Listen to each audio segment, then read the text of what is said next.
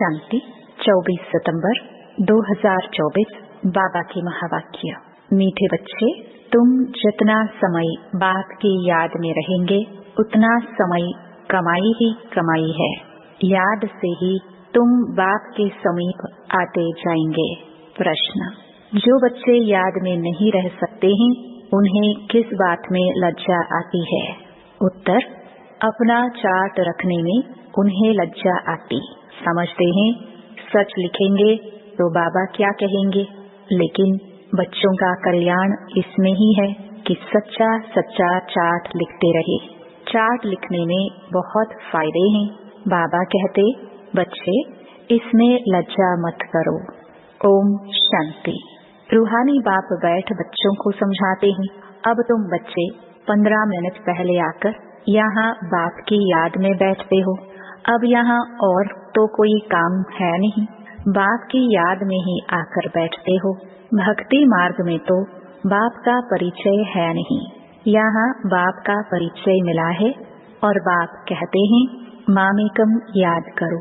मैं तो सब बच्चों का बाप हूँ। बाप को याद करने से वर्षा तो ऑटोमेटिकली याद आना चाहिए। छोटे बच्चे तो नहीं होना।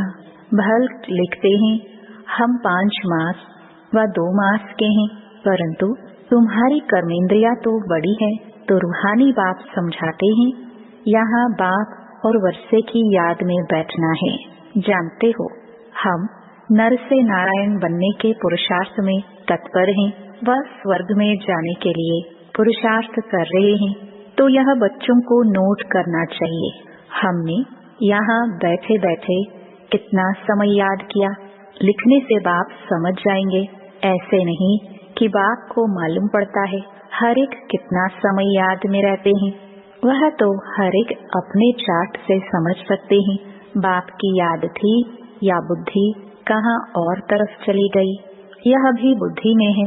अभी बाबा आएंगे तो यह भी याद ठहरी ना। कितना समय याद किया वह चार्ट में सच लिखेंगे।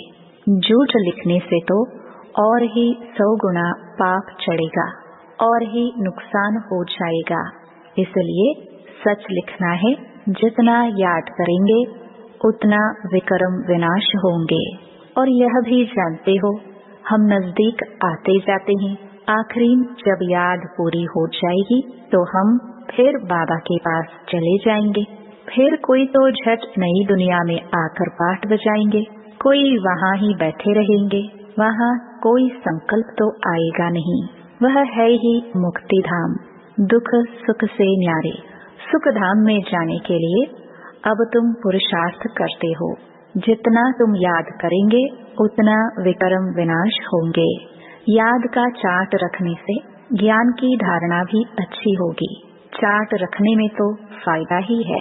बाबा जानते हैं याद में न रहने कारण लिखने में लज्जा आती है। बाबा क्या कहेंगे मुरली में सुना देंगे।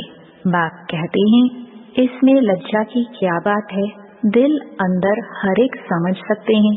हम याद करते हैं व नहीं। कल्याणकारी बाप तो समझाते हैं नोट करेंगे तो कल्याण होगा। जब तक बाबा आए उतना समय जो बैठे उसमें याद का चार्ट कितना रहा, फर्क देखना चाहिए। प्यारी चीज को तो बहुत याद किया जाता है। कुमार कुमारी की सगाई होती है तो दिल में 1-2 की याद ठहर जाती है, फिर शादी होने से पक्की हो जाती है। बिगर देखे समझ जाते हैं हमारी सगाई हुई है। अभी तुम बच्चे जानते हो कि शिव बाबा हमारा बेहद का बाप है। भल देखा नहीं है परंतु बुद्धि से समझ सकते हो। वह बाप अगर नाम रूप से न्यारा है तो फिर पूजा किसकी करते हो, याद क्यों करते हो? नाम रूप से न्यारी बेअंत तो कोई चीज होती नहीं। जरूर चीज को देखा जाता है तब वर्णन होता है। आकाश को भी देखते हैं ना, बेअंत कह नहीं सकते। भक्ति मार्ग में भगवान को याद करते हैं हे भगवान, तो बेअंत थोड़ी कहेंगे। हे भगवान कहने से तो झट उनकी याद आती है, तो जरूर कोई चीज है। आत्मा को भी जाना जाता है, देखा नहीं जाता।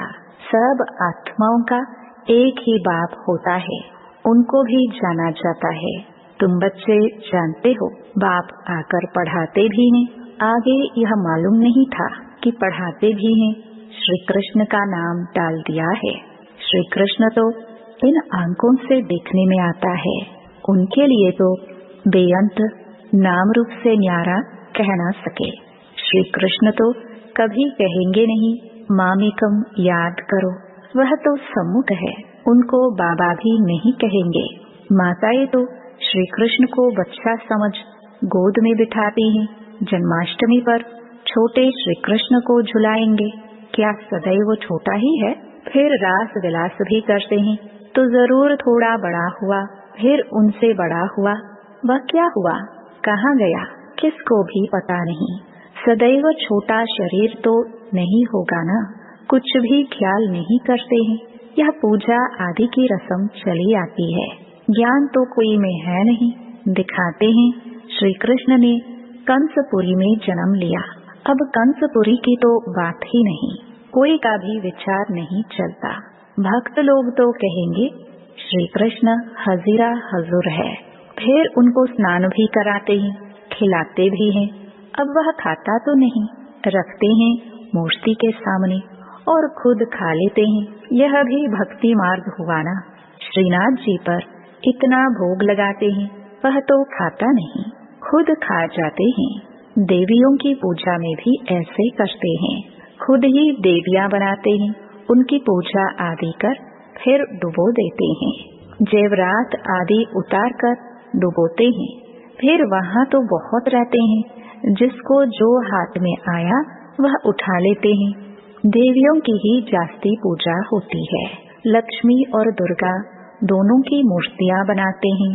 बड़ी मम्मा भी यहाँ बैठी है ना, जिसको ब्रह्मपुत्रा भी कहते हैं। समझेंगे ना कि इस जन्म और भविष्य के रूप की पूजा कर रहे हैं। कितना वंडरफुल ड्रामा है। ऐसी ऐसी बातें शास्त्रों में आ ना सके। यह है प्रैक्टिकल एक्टिविटी। तुम बच्चों को अब ज्ञान है, समझते हो। सबसे जास्ती चित्र बनाए हैं आत्माओं के। जब रुद्र यज्ञ रचते हैं तो लाखों सालिग्राम बनाते हैं। देवियों के कब लाखों चित्र नहीं बनाएंगे। वह तो जितने पुजारी होंगे उतनी देवियां बनाते होंगे। वह तो एक ही टाइम पर लाख सालिग्राम बनाते हैं। उनका कोई फिक्स दिन नहीं होता है, कोई मुहूर्त आदि नहीं होता है। जैसे देवियों की पूजा फिक्स टाइम पर होती है।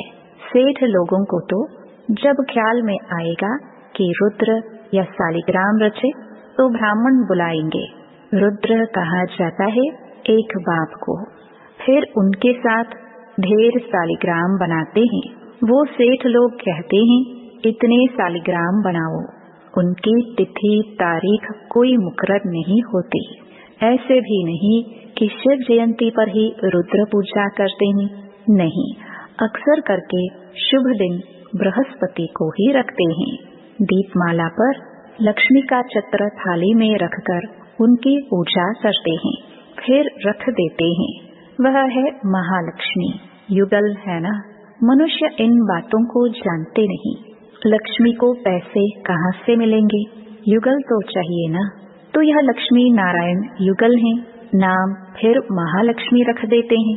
देविया कब हुई, महालक्ष्मी कब होकर गई, यह सब बातें मनुष्य नहीं जानते हैं।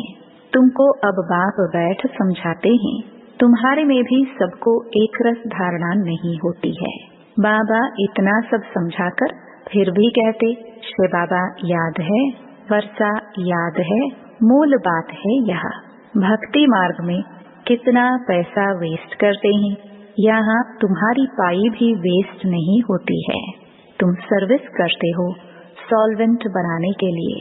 भक्ति मार्ग में तो बहुत पैसे खर्च करते हैं, इनसॉल्वेंट बन पड़ते हैं, सब मिट्टी में मिल जाता है। कितना फर्क है। इस समय जो कुछ करते हैं वह ईश्वरीय सर्विस में शिव बाबा को देते हैं। शिव बाबा तो खाते नहीं हैं, खाते तुम हो। तुम ब्राह्मण बीच में ट्रस्टी हो, ब्रह्मा को नहीं देते हो, तुम शिव बाबा को देते हो। कहते हैं बाबा आपके लिए धोती कमीज लाई है। बाबा कहते हैं इनको देने से तुम्हारा कुछ भी जमा नहीं होगा। जमा वह होता है जो तुम शिव बाबा को याद कर इनको देते हो। फिर यह तो समझते हो ब्राह्मण शिव बाबा के खजाने से ही पलते हैं। बाबा से पूछने की दरकार नहीं है कि क्या भेजूं, यह तो लेंगे नहीं, तुम्हारा जमा ही नहीं होगा। अगर ब्रह्मा को याद किया तो ब्रह्मा को तो लेना है शिव बाबा के खजाने से, तो शिव बाबा ही याद पड़ेगा। तुम्हारी चीज क्यों लेवे? बीके को देना भी रॉन्ग है। बाबा ने समझाया है तुम कोई से भी चीज लेकर पहनेंगे तो उनकी याद आती रहेगी। कोई हल्की चीज है तो उनकी बात नहीं, अच्छी चीज तो और ही याद दिलाएगी।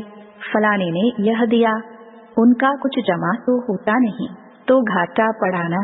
शिव बाबा कहते हैं मामिकम याद करो, मुझे कपड़े आदि की दरकार नहीं, कपड़े आदि बच्चों को चाहिए, वह शिव बाबा के खजाने से पहनेंगे। मुझे तो अपना शरीर है नहीं, यह तो शिव बाबा के खजाने से लेने के हकदार हैं। राजाई के भी हकदार हैं। बाबा के घर में ही बच्चे खाते पीते हैं ना। तुम भी सर्विस करते कमाई करते रहते हो। जितनी सर्विस बहुत उतनी बहुत कमाई होगी। खाएंगे पिएंगे शिव बाबा के भंडारे से, उनको नहीं देंगे तो जमा ही नहीं होगा। शिव बाबा को ही देना होता है।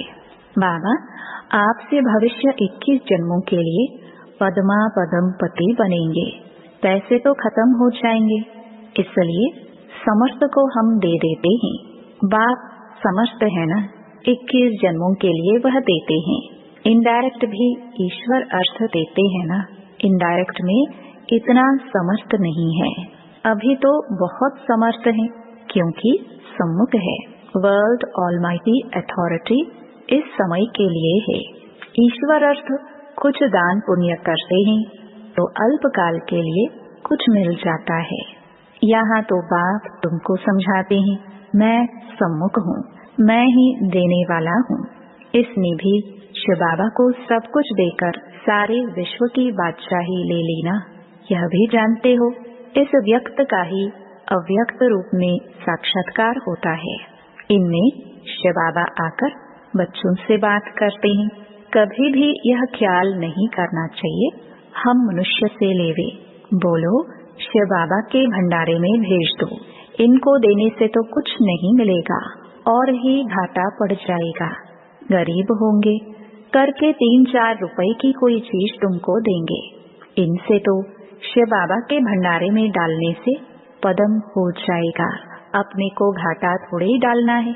पूजा अक्सर देवियों की ही होती है, क्योंकि तुम देवियां ही खास निमित्त बनती हो ज्ञान देने के।